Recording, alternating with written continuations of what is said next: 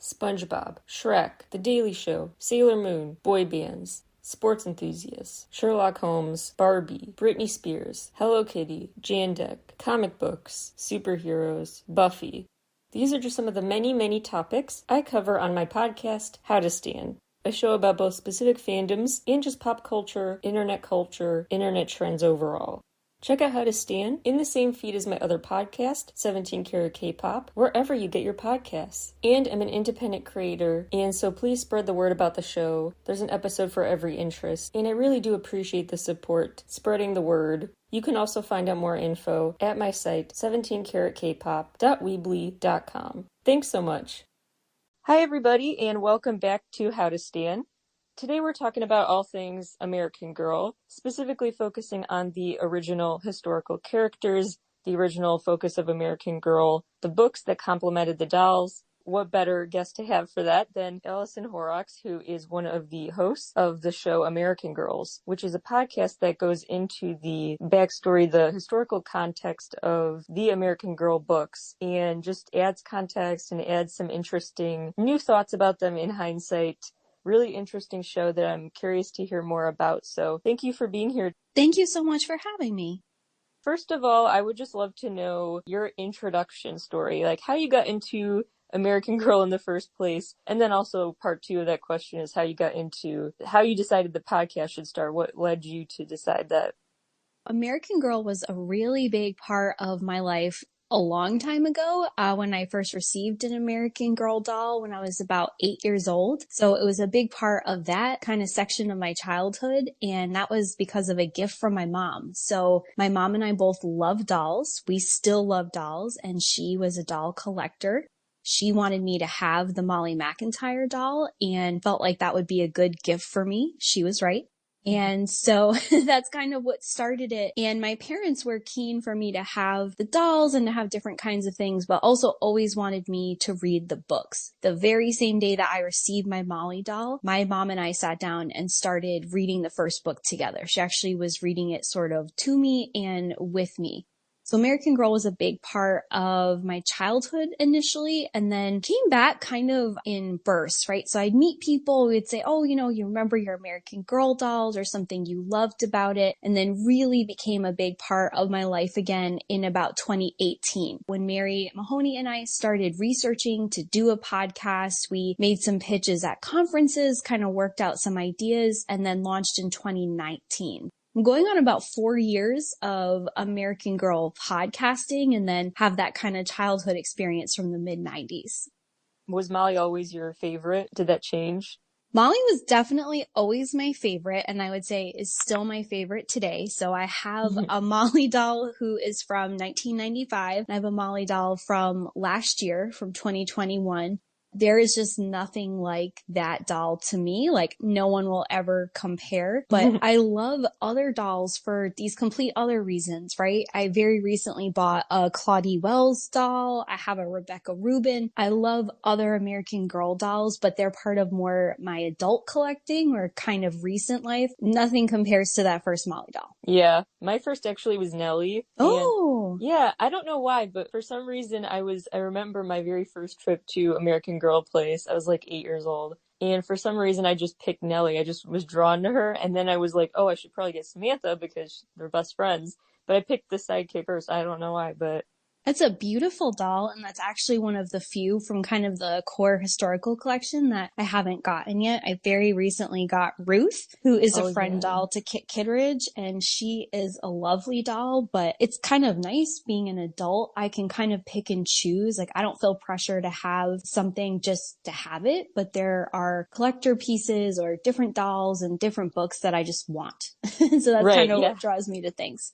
Right, it's not about the trend, it's about the actual just quality. Yeah. What is it about American Girl that has been so successful at this? Were you into history before actually getting into American Girl, or was that kind of an entryway? And if so, like, what do you think they did effectively? It's funny, I get asked this question in a lot of different ways because I work as a historian. I'm a public historian. That's part of my day job. And so I think people are often curious from that angle, did you always love history? Did you always want to do this?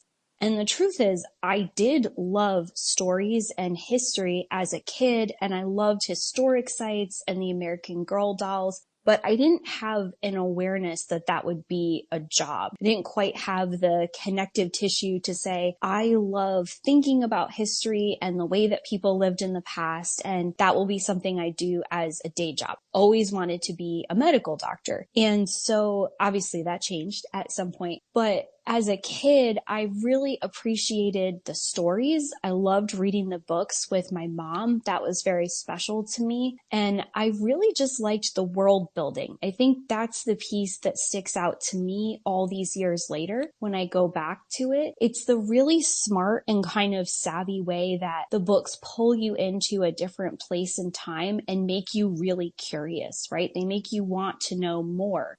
Something that wasn't popular when I was a kid that I've since really gotten into are the books like Samantha's World or Molly's World. And they're these beautifully illustrated expansions of the peek into the past sections, which are kind of historical overviews written with experts about the era the girls are set in. I just love those. Like, they're really well researched. They're intriguing. They give you some of the real behind the character's story. There's these girls that are relatable and really written to be compelling to us today. And then there's the real story. And I think that's what I've always found really cool. I couldn't have articulated that as a kid. I was just really drawn to Molly and her experience. But now I think that's kind of what stays with me. Yeah, that makes sense because part of the appeal to me, I actually wasn't really much into history at all before American Girl. And I think what got me into it was, yeah, like you said, like you really got immersed. It wasn't just like you got American Girl and then you played with them. Like specifically, every part of it was part of creating that world. Could go to any brand and get like a doll bed, but you can only go to American Girl to get like a, I don't know, Revolutionary War era bed or something, you know? The accessories, the outfits are all so specific that it really adds to that. Yeah, like you said, like creating this whole world for them. You look back at the catalog, so I have a small collection, pretty modest, but I have a decent range of catalogs from different eras that I've picked up. And something that really sticks out about those early catalogs is, first of all, they're huge, like they're physically very big, and getting the mail was a different experience when I was a kid for a lot of reasons. One of which was if I got mail, it was like always good because I didn't get bills at 8, so it was always an exciting thing. And the other piece of that was the attention to detail in the catalog and what I see now as making something really special. I've never been part of fandoms like Star Wars. I've never been part of like a huge, like multinational, multi-billion-dollar fandom. But American Girl, when I was like, I wasn't a Disney kid, really, any of that. American Girl, it was like, wow, this thing is really special and really beautiful. And it's for me, right? This catalog came from me. And I think that's something that a lot of girls, especially, but not only girls, remember getting something in the mail that felt big and important and not just kind of a castaway little ad for toys, right? Like, but something really very unique that was sent to you. Yeah, like, and I remember the catalogs used to have this, each historical character's page would have kind of like a bio, like a whole profile basically. So you kind of saw like with each character in the catalog, a bit of their backstory, a bit of the historical context to kind of get you interested in reading more. And I always loved that because it would also always have like a little explainer about like, here's a big takeaway from her story or some sort of lesson. Like it would be, she learned that, friends disagree on some things or just like something kind of generic, but there was always a takeaway that felt applicable to me or to, anyone in my position. That's what was so brilliant about it. And, the creator being an educator and the early authors all coming from some kind of educational background, they understood that there are universal things that connect people. And I think they balanced really well, especially in those early books, a sense of what transcends time and then what is something that, say, only Felicity is experiencing because she lives in this hotbed of American Revolution and she's an elite girl in Virginia, right? It's kind of teaching you both of those things. I also loved, getting books as a kid, going to the library or the bookstore. My other favorite historical fiction, that was it. I'd get a Dear America book, I'd get so engrossed, and the adventure would end.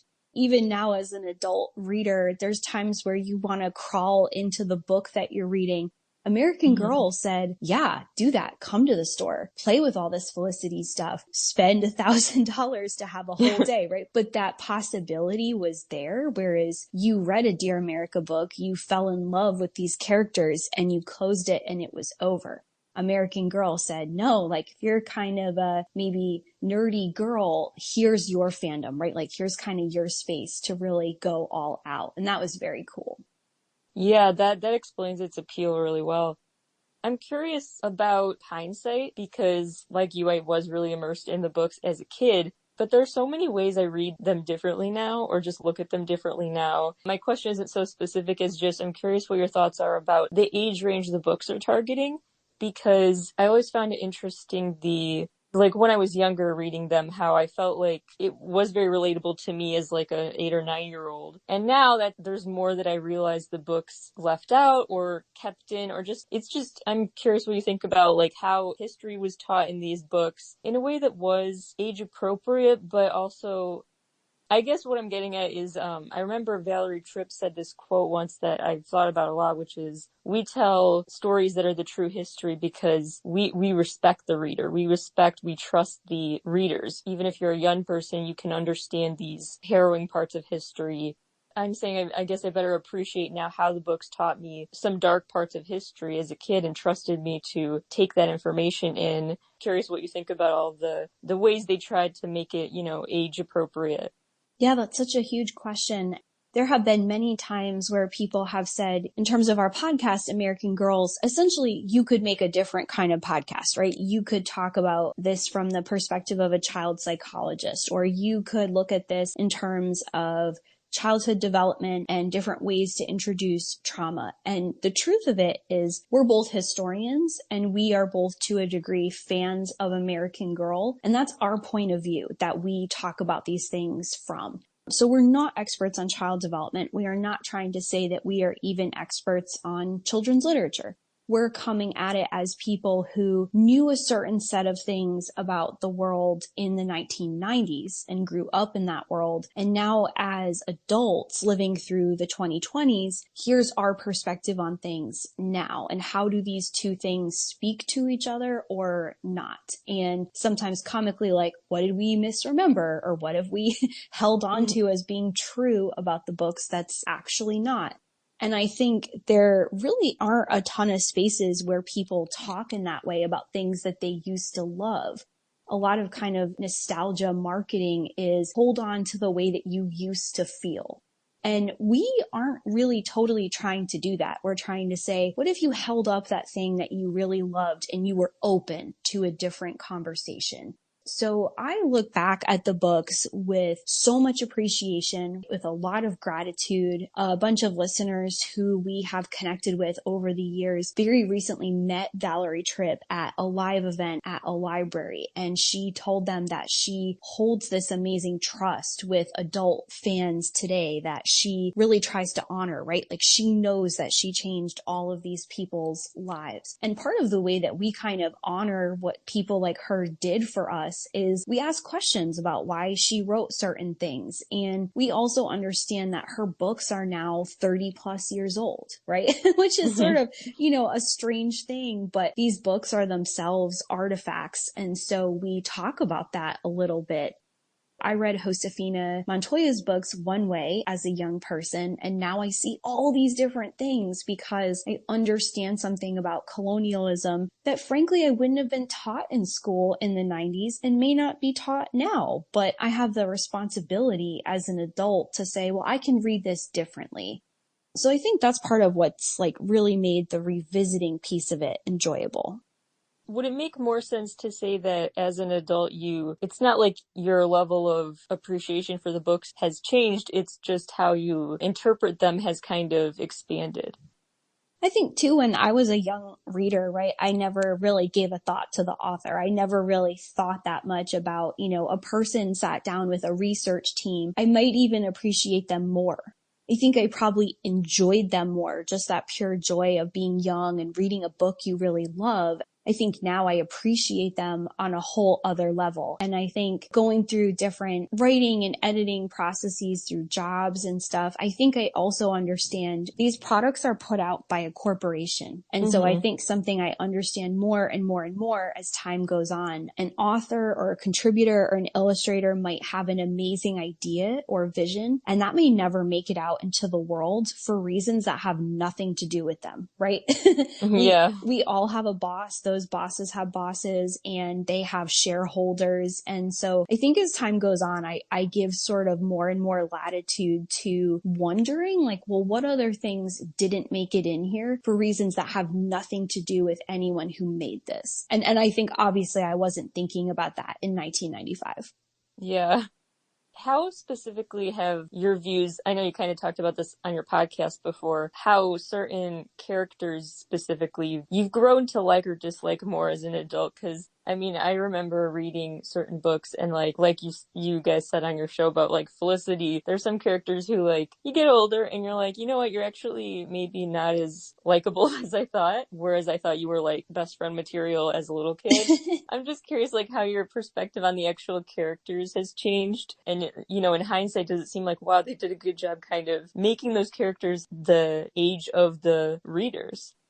I always think about this interview that George R.R. Martin did years ago where he said that, you know, something he takes pride in as an author is that there are people who love and people who hate every single character he's ever created. And that he takes that as something to be proud of because it means they're complex enough that people are able to see all different things. No one is so singularly one note that they are universally reviled or universally beloved. And I'd say I probably like just about all of them more. The character who did kind of surprise me, Molly, was a little bit different than I remembered, right? I'd kind of shaped her into being something more different and a bit more likable, to be honest, in my brain, because I wanted to be like her. So I wanted her to be likable. Samantha, right? You know, you listen way back like 4 years ago, we said all these things about Samantha. And then I really loved her books, reading them as an adult. I loved that character so much. I saw so many different things. I think part of it too is as an adult, right? As much as we joke on the show and kind of pick apart the characters, they are children. And so kind of no matter what we say, we do have an internal perspective and compass of these are supposed to be stories about 8 to 12-year-olds, you know, most of the characters in the books finding their way, or adults in their world finding their way. Kirsten didn't resonate with me in the 90s. She just didn't for whatever reason. I loved Little House books. I loved other kinds of characters, and Kirsten didn't, in my mind, stand up to Half Pint, Laura Ingalls Wilder. And reading her as an adult, I really enjoyed them. I really liked a lot of what was happening in the stories. So I think part of what's fun too is despite having this podcast, like I'm not a rereader. I don't reread things. I'm not a person who's read any book many times. So what's funny about this is these are just about the only things I revisit. So it has not taught me to revisit other books because I feel like, you know, there's 100 new great books published every day. I want to look forward, but this has kind of taught me the value of finding a different book and a different story within a book I've already read. Right. Yeah, there are details I pick up on now that I didn't before. Interesting. I just think the books, another thing they've done that I think makes them rereadable and interesting and makes these characters so complex is that there are things that the characters seem to focus on that are very, very much of their age. Like there's, you know, war going on or there's other huge historical traumas, but the main characters are worried about like if their friend likes them still. I don't know, but like something that seems very frivolous, but the stories are from the perspectives of those, you know, preteens. So of course that's the focus of the book. I just think they did a good job balancing, you know, they talk about the bigger issues in their historical context, but you know, it's still definitely the mind of a preteen.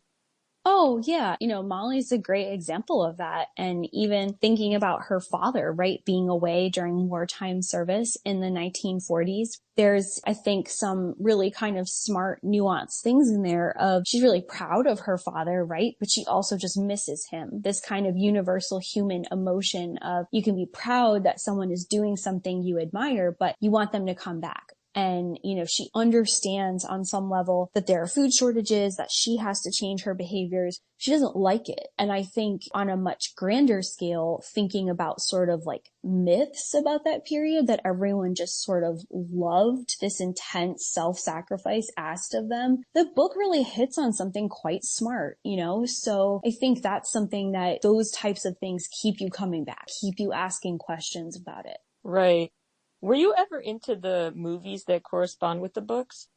So that timeline wasn't quite there for me. So those came out when I was a teenager. The first batch was produced by Julia Roberts. And so I have only seen those as an adult. So I have only watched those now. When they came out, I think it was probably also just like a technology thing. I don't believe any of them came out in theaters. I think they were kind of more like VHS, DVD products. And just at the time that they were out, just not really something I was looking for.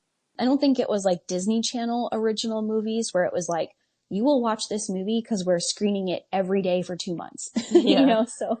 I think the Kit movie was in theaters, Oh, but okay. yeah, but that wasn't till like late 2000s. But yeah, but at first it was all straight to DVD. It was interesting because I remember I liked the movies, but I was also not a huge fan of them in some ways. Because it just felt like with the books, I could create my own image of what was happening. And sometimes with movies, I just didn't like that they were interpreting it for me? Yeah, and the whole thing I think about those early American Girl books before they changed the format was you were able to sit with 6 individual stories and kind of watch the character grow. The whole point is they age across the 6 and they have a birthday like 2/3 of the way through or so. So I think what was different about the film is like they do all feel a bit rushed to me. I think the Samantha one is one of the best because it focuses in on a specific kind of window of time and doesn't try to do everything. I think that's probably why that one is really good. Right, because otherwise you're condensing like 6 books. Or Yeah. trying to. Right, right.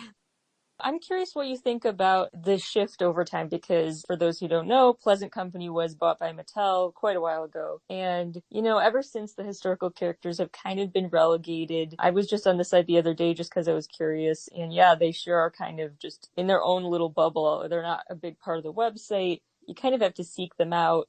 And over time, I've always been kind of sad to see the historical characters kind of be taking a backseat to all the contemporary new dolls that American Girl focuses on. But I also like those too, because it was always exciting for me too to see, the dolls that are contemporary and can make them look like you, or you can make them dress like you, and it's just modern day stuff. I guess I've always been conflicted because it's always been kind of sad to me, the historical focus fading a bit. But at the same time, I understand why they're, from I guess, a sheer marketing perspective, why they changed. I'm just curious how you think about the brand differently in that change over time. This is something I think a lot of people are curious about. I think for a long time, Mattel has kind of been labeled as sort of the reason, right, why this changed. And in doing research for our book and kind of going back, under Pleasant Company, there's a lot of attempts to kind of pull in the contemporary. It's nothing like it would become later, but there's a lot of different kind of contemporary pieces. And then it's like late 90s, early 2000s after that acquisition that it becomes bigger. There's still great characters who are released after that Mattel acquisition, Rebecca Rubin, Kit Kittredge, Linnea, all these different characters. But I think even this past few weeks, so like summer of 2022, great illustration of conflict within the brand. Claudie Wells, who is a 1920s character who, was released to a lot of fanfare and acclaim from fans of the historical. Britt Bennett was chosen to write the books. She's like a very beloved adult author, great writer. That character got released, and then very shortly after, there was a whole new lineup, Truly Me dolls, who exist in the contemporary world. And there are already people feeling like Claudie is not getting quite the attention and push that she should, even compared to like a Courtney Moore. She's the 1980s girl that came out just over a year ago. And honestly, I have to say, like, I see that tension. I see that back and forth where I think for at least 25 years, the brand has ebbed and flowed. They'll release a historical character, but there won't be the same kind of push. And I think part of what's different now is in the early years when they just did the historical, they put everything into making those dynamic and to building that whole world out. I think now there's just simply so much going on. And the truth is, I don't run a multi-billion-dollar toy company. I have no idea what it takes to keep that going. I do know that for fans, there's sort of this introduction of the historical, and almost immediately what I do find interesting, there'll always be other content that's put out to satisfy another part of the market. If there was the amount of stuff released for the new historical dolls like there used to be, I do think people would buy it again. I think that wasn't true maybe 20 years ago. I think it's true again because I think adult collecting has become cool or cooler for a lot of people, and adults have disposable income that they wouldn't have had as children. Not everybody, but some people do have that. So I'm always very curious. The truth is I'm not in marketing. I don't know exactly how this stuff works, but I think that the brand has ebbed and flowed for so long. I really don't know where they're going to go next because I think Claudie is kind of a test, and I hope that fans and everyone really show up and buy the historical stuff so that young people today will have those good historical characters going forward. I've been thinking a lot about this, and part of me used to worry more that the historical characters were just going away. Samantha and some others they'd say, like, they're going into the archives, you can't buy them ever again. And then, of course, they came back, but it's been, like, cycles where they, like, make it seem like they're like, phasing it out. Now, lately, I've been thinking, that's probably not going to happen, and they're probably going to keep trying to cater to two audiences at once because they want to keep the people who grew up with the brand, who really, really were drawn by the historical characters. And they also want to keep the younger fans who maybe miss the early historical stuff, but are, more into the modern day stuff. So it's just, I feel like it's not like they're going away. It's kind of just fluctuating. I think something that's also been surprising because there are all these stories about millennials, they don't collect, or like millennials don't want their parents or grandparents' antiques. And that's borne out by research, obviously. But I think what's sometimes missing is like millennials do obviously collect things, right? I think intuitively we know that, but they might be hyper specific about it, or they may only want certain kinds of things. I think people generally underestimate certain kinds of collectors, and doll people are probably high in that category. There's never been a worldwide like American Girl con, like a Comic-Con, but I think if you did one, it would be successful. 10 years ago, I don't know. But I think right now there's kind of this sweet spot of like millennials collecting, millennial parents collecting, people on buffer generations around the prime American Girl target collecting. So it's a really interesting time to kind of be part of the first-hand and second-hand market for AG. Yeah, it is really interesting because American Girl profits the past few years have been kind of down, but then like the past year they like shot up again. And I've seen like this, like you said, like a new, maybe it's not cool, but it's cooler than it used to be to just be this proud American Girl fan at any age because of like Instagram, YouTube. Like people are getting so creative with how they show dolls in outfits they made themselves or stop motion movies. I mean, people are really, it's interesting to see the fandom take on this new life. If you read the coverage of, there were influencers who did a story with the New York Times at the American Girl Cafe. I think something that totally was not anticipated was that American Girl was totally ripe for camp, for kind of like a camp day out at the American Girl store, or that people would have their bachelorette parties. I also think algorithms on social media allow you to connect in a hyper specific way with people who really like the exact same thing as you, and people who never would have found each other before are able to find each other. And then it kind of reinforces, this is cool, right? This is something that you should feel okay doing, or that you should feel excited about. And there are, I think, many pockets of the internet that are hostile and not so good places and dangerous places. But I also think American Girl has spawned a lot of healthy places for people to actually connect. And years ago, they had a portal through their website where you could find a pal to correspond with, and it was like very heavily monitored and all those things. And what's funny is like those people are grown up now and they DM each other, you know? Yeah. Like the world has changed, and it's not all positive or all healthy or all safe, but there is a lot of it that I think is better than people give it credit for. Yeah. Are there some examples of that cool membership that you've seen among like your podcast listeners? What has the feedback been like to the show? Have people talked about how it's kind of maybe rekindled their love of this stuff? So there are a lot of different places where people connect with each other, a lot of which are web-based, some of which are not.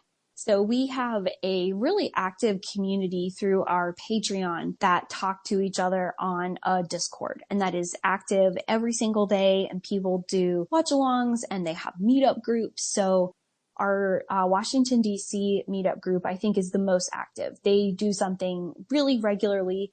They are planning a trip out to a site that's connected to the Addie books. Like, they're really plugged in with each other in real life. There is a D&D group underneath that umbrella. Folks find us on Instagram all over the place. And all of that is super rich and meaningful. I think what's been probably most rewarding is getting emails from people who say something like, you know, I talked to my mom about reading Kirsten 20 plus years ago, and now we listen to the podcast together. It's very cool and very surprising. And there are listeners who are about my age who have young children. And one of our listeners who participates in our online book club, her daughter will ask every Monday if it's like time to listen to the ladies, like we're the ladies. And our listener, Tara, has said, you know, my daughter has no idea what you're talking about, but she laughs when I laugh because I'm laughing at your jokes. She's like, I know she doesn't get your jokes because I think she's 4 or 5 years old, but she connects somehow with our voices. And I think that is very cool and very special.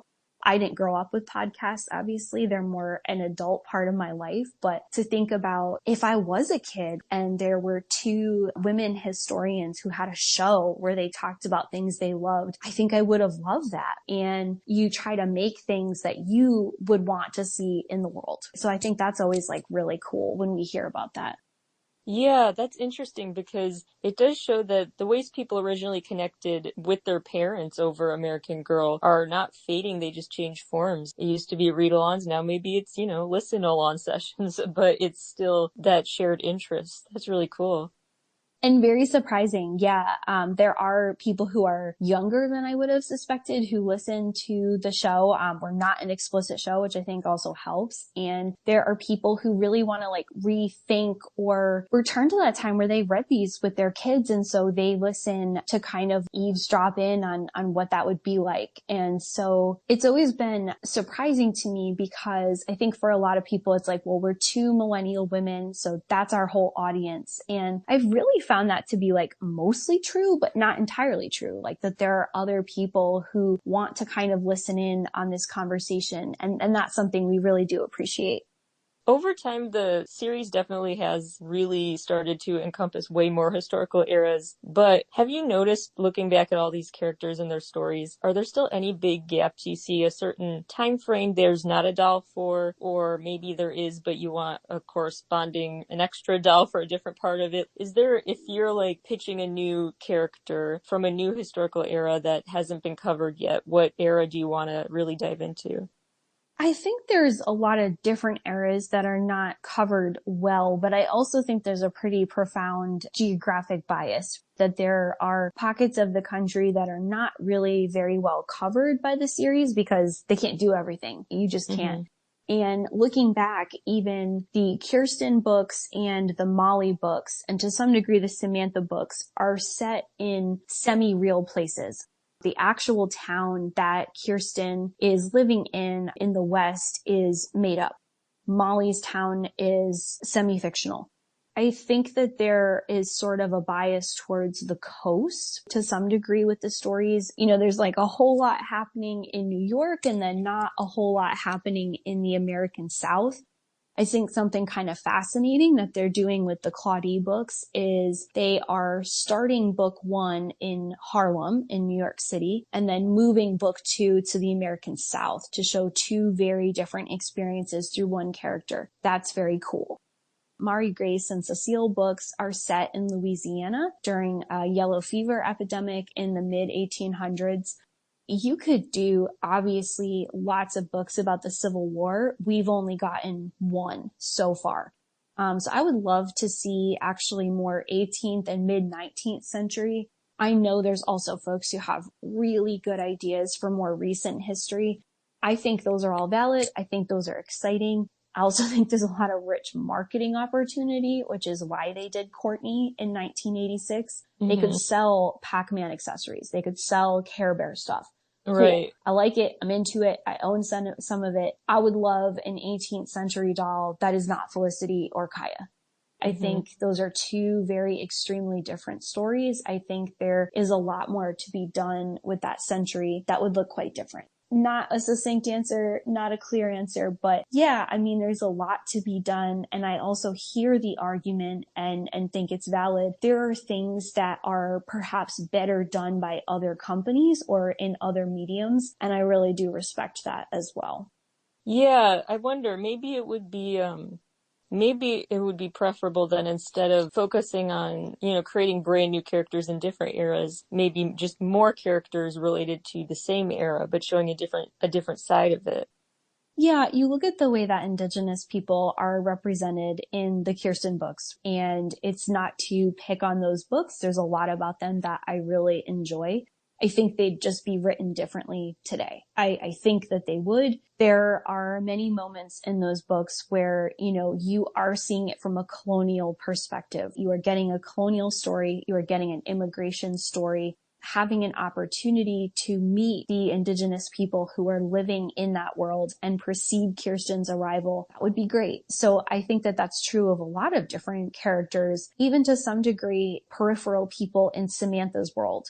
I think the Rebecca Rubin books were actually a great addition or corrective to some of the things that kind of happen or breeze by in Samantha's world, because you're looking at a very different socioeconomic class of people, right? You're getting a different experience by stepping away from Samantha.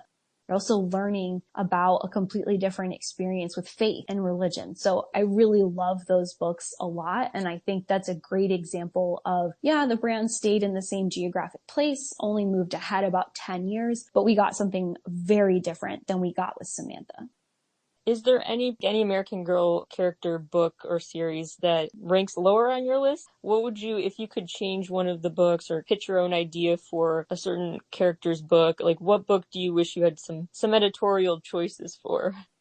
Gosh, and it's actually not a criticism in the way that you might think it is. I really wish that with Mari Grace and Cecile, they each had 6 books. That's not a criticism of, I don't like the characters, I don't like anything. I think it was a cool experiment to alternate with people who had different lives in the same place. I really would have just liked 6 books for each. I really felt like I didn't get as far into either girl's world as I wanted to. I found the spin-offs didn't quite have what I was looking for either, which could be a personal thing. That could be an Allison thing, my own issue. I do think for a lot of people, the stories felt rushed. And again, that's where I don't attribute that to an author or even just an illustration team.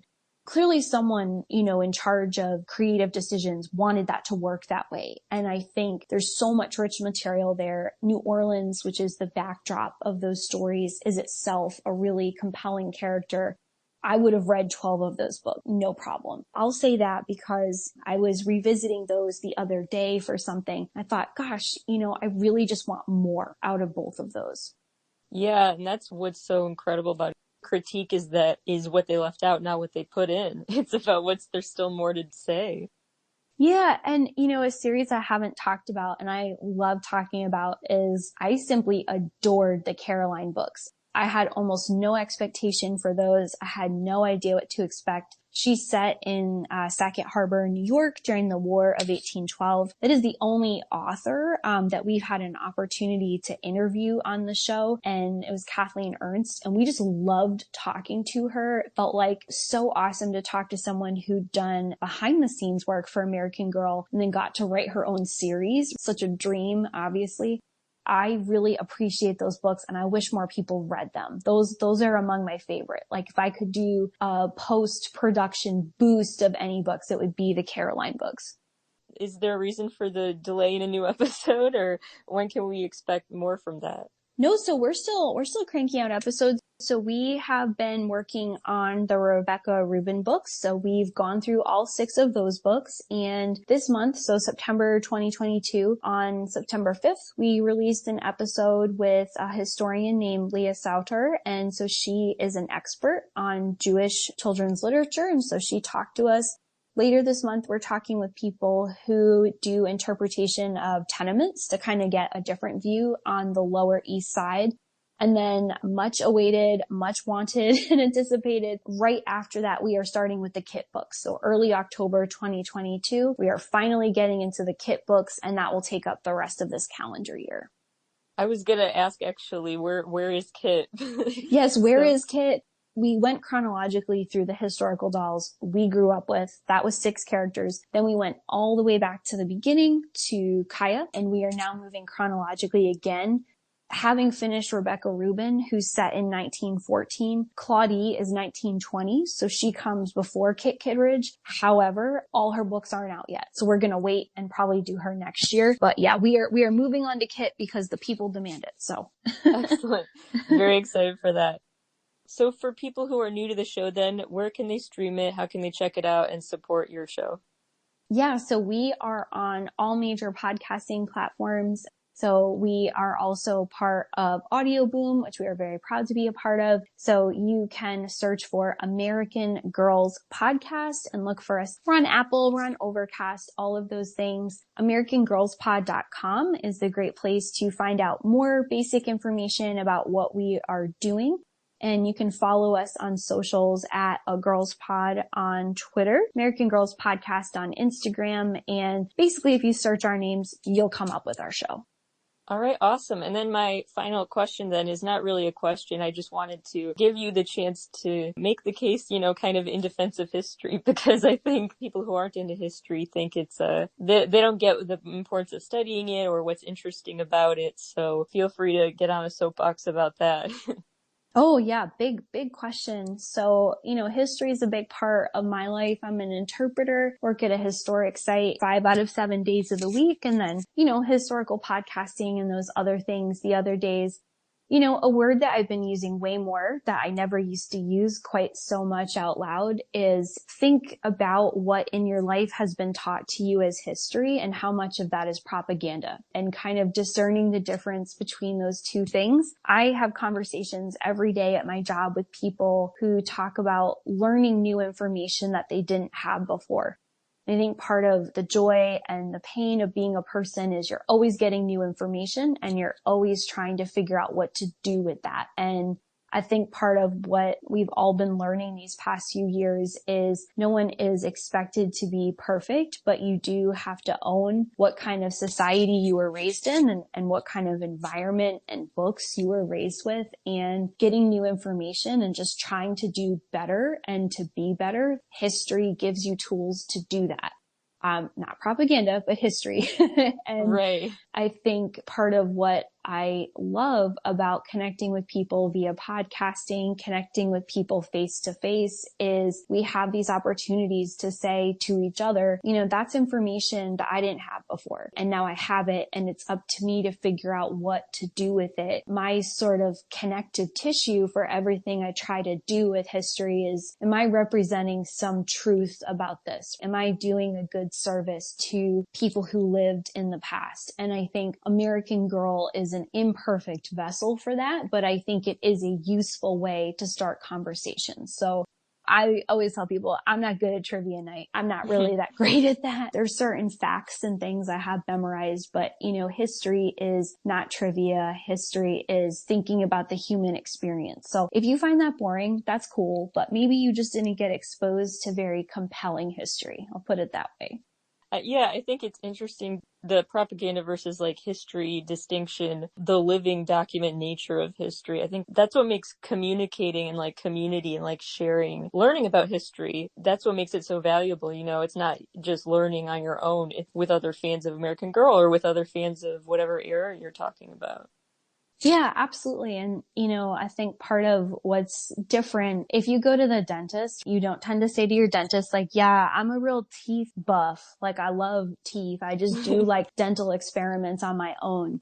History, just by the very nature of what it is, I meet history buffs every day. I have a PhD in history. That's my background. That's my training. I'm professionally trained in how to study it. I don't own it. And people want to express themselves as buffs or people with an avid interest because it's all of our story. So it is different from other kinds of professions. And I think really good historians try to be welcoming and try to understand that with people versus gatekeeping. I think podcasting is a way to do that. I think there's lots of different platforms and it's better when it's a conversation. Yeah, that makes sense. All right, that wraps up my questions. Really enjoyed learning more about your show. Hope people go check it out. It's called American Girls. And yeah, thank you so much for being here. Thank you so much for having us. We really appreciate it so much.